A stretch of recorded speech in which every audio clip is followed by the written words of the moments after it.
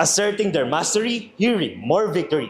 Muling pinamalas ng defending champion na Onyx PH ang kanilang champion caliber game nang muling talunin ng Twisted Minds at makabante sa second round ng playoffs ng MPL Philippines Season 15 habang naging resulta sa laban ng TNC Pro Team at sa Team Falcons dito sa Green Sun Hotel sa Makati City. Alamin sa aking report.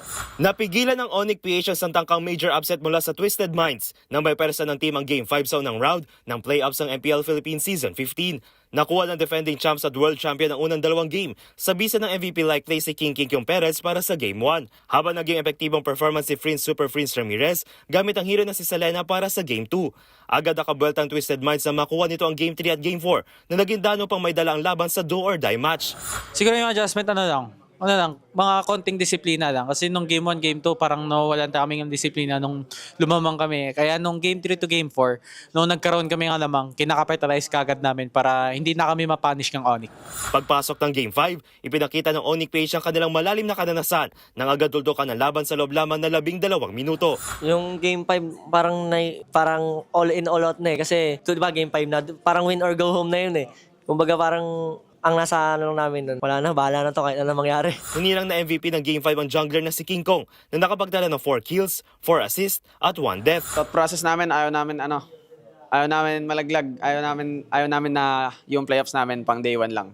Yun yung thought process namin. Pero sa in-game naman, normal lang naman yung ginawa naming laro. Sadyang naging ahead lang talaga kami sa execution yun. Nag-reset lang kaming lahat. Tapos, parang kalimutan na namin yung 4 games na nangyari. Focus lang sa Game 5. Tapos yun.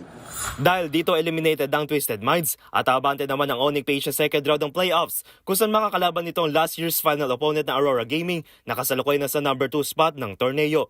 Samantala sa ibang laban, nagwagi rin ang Team Falcons kontra sa TNC Pro Team.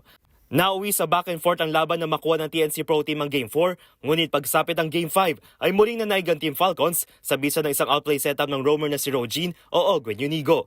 Itinanghal na MVP ng Game 5 ang juggler na si Cal Tizi Saison na nagtala ng malinis sa 6 kills, 0 death at 8 assist. Sunod naman nila makakalaban ang kasalukuyan na sa tuktok ng standings na Team Liquid PH. Samantala narito ang schedule at format para sa mga labang dapat abangan sa playoffs ng MPL Philippines Season 15. At yan ang mga latest update dito sa Green Sun Hotel, Makati City. Para sa MBC TV Network News, sa ngalan ni Billy Borja, ako si Dustin Bayog ng DZRH TV. Una sa Pilipinas, una sa Pilipino.